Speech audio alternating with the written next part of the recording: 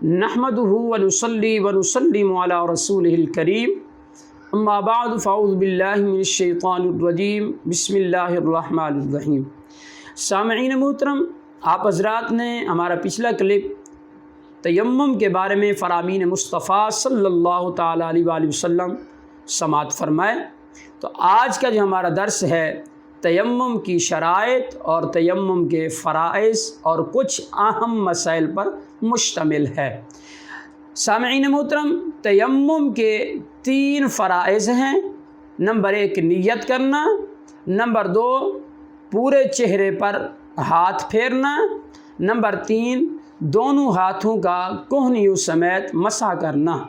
याद रखिएगा, बाज़ हज़रात ने मुसन्निफ़ीन ने अपनी किताबों में 2 फ़राइज़ बयान किए। उन्होंने चेहरे और हाथों को एक साथ मिलाकर बयान किया, इसीलिए उन्होंने 2 बयान किए। लेकिन साहिब बहार शरीयत ने इसके 3 हिस्से किए, यानी 3 फ़राइज़ जो है बयान किए, जो आप हज़रात के सामने पेश किए, बयान किए।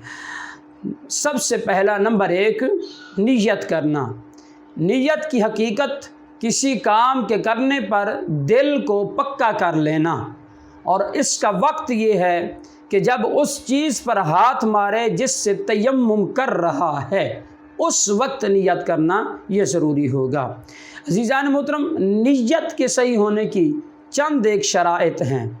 नंबर 1 तयम्मुम करने वाला मुसलमान हो, नंबर 2 तयम्मुम करने वाला समझदार हो, नंबर 3 जिस चीज़ की नियत कर रहा है उसका इल्म भी हो उसको। याद रखिएगा, नमाज की खातिर तयम्मुम के सही होने के लिए 3 बातों में से किसी एक का होना शर्त है। नंबर 1 तहारत की नियत से तयम्मुम करे, या नमाज जायज़ होने की नियत से तयम्मुम करे, या किसी ऐसी मक़सूदी इबादत की नियत हो जो तहारत के बग़ैर हासिल ना हो सकती हो, यानी तहारत के बग़ैर वो जायज़ ना होती हो। तो इन 3 में से किसी एक का पाया जाना ज़रूरी है नमाज के लिए, तयम्मुम के लिए। दूसरा जो फ़र्ज़ है वो है चेहरे पर हाथ फेरना। इस तरह हाथ फेरना कि कोई हिस्सा बाकी ना रहे।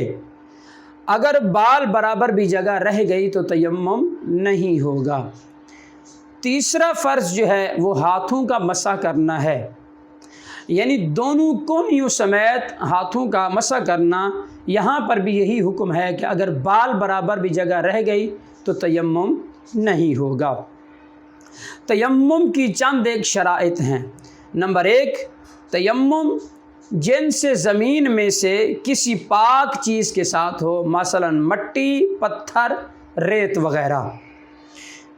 पूरे हाथ या उसके अक्सर हिस्से के साथ मसा किया जाए।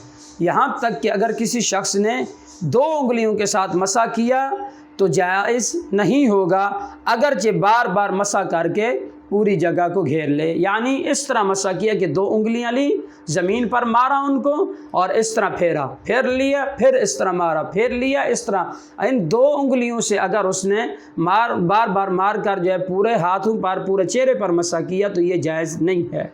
या तो पूरा हाथ इस्तेमाल करें, या फिर जो है वो हाथ का अक्सर हिस्सा, यानी अगर 3 उंगलियां भी वो इस्तेमाल करेगा तो ये काबिल कबूल होगा। तयम्मुम हथेलियों के अंदरूनी हिस्से के साथ 2 ज़रबों के ज़रिए हो, अगरचे दोनों ज़रबें एक ही जगह पर मारी जाएं। ये ज़रूरी नहीं है कि एक ज़रब अगर यहाँ पर मारी है तो दूसरी यहाँ पर मारी जाए, नहीं। अगर एक ही जगह पर दोनों ज़रबें मारी गई हैं तब भी दुरुस्त है। ऐसी चीज़ का दूर होना जो तयम्मुम करते हुए तयम्मुम के ख़िलाफ़ हो, मसलन हैज़ का होना, निफास और हदस वग़ैरह, इन चीज़ों का दूर होना भी ज़रूरी है। 5वीं शर्त है कि ऐसी चीज़ का दूर होना जो मसा करने के लिए रुकावट बने, माने हो, जैसे मोम है और चर्बी वग़ैरह है, तो इनका भी दूर होना ज़रूरी है। याद रखिएगा, तयम्मुम के अंदर जो मसा किया जाएगा वो सिर्फ़ चेहरे का اور ہاتھوں کا کونیوں سمیت کیا جائے گا۔ تیمم میں سر کا اور پاؤں کا مسح نہیں ہوگا۔ جس کا وضو نہ ہو یا نہانے کی ضرورت ہو اور پانی پر قدرت نہ ہو تو وہ تیمم کرے۔ جیسے ایسی بیماری ہو کہ وضو اور غسل کرنے سے بیماری بڑھ جاتی ہے، یا کسی مسلمان اچھے لائق حکیم نے جو ظاہراً فاسق بھی نہ ہو وہ یہ بتا دے کہ اگر تو پانی کو استعمال کرے گا تو پانی تیرے لیے نقصان دہ ہے، تو اب حکم یہ ہے کہ وہ شخص جو ہے یا پھر اس نے خود آزمایا ہوا ہو کہ پانی کو استعمال کرتا ہے تو اس کی بیماری وغیرہ بڑھ جاتی ہے، تو ایسی صورت میں تیمم کرنے کی اجازت ہے۔ اسی طرح چاروں طرف 1 میل تک پانی تلاش کرنا ضروری ہے۔ اگر یہ گمان ہو کہ پانی مل جائے گا، اب بغیر تلاش کیے تیمم جائز نہیں ہے۔ بغیر تلاش کیے تیمم کر کے نماز پڑھ لی، اس کے بعد تلاش کیا، اگر پانی مل گیا تو وضو کر کے نماز کا اعادہ ضروری ہے، اور اگر پانی نہیں ملا تو نماز ہو گئی ہے، اب اعادے کی ضرورت نہیں ہے۔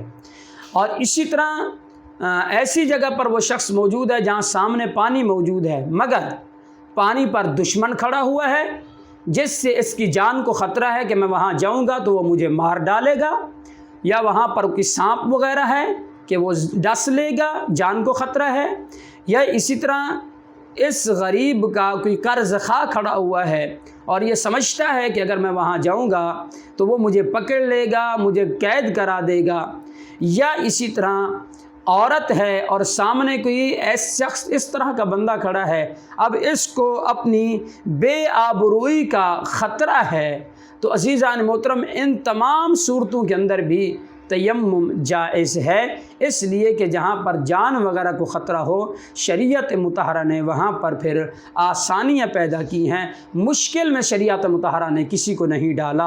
اللہ پاک کی بارگاہ سے ہم دعا کرتے ہیں کہ اللہ تبارک و تعالی شریعت مطہرہ کے اصولوں پر عمل کرتے ہوئے ہم سب کو زندگی بسر کرنے کی توفیق عطا فرمائے۔ آمین۔ وآخر دعوانا ان الحمد للہ رب العالمین۔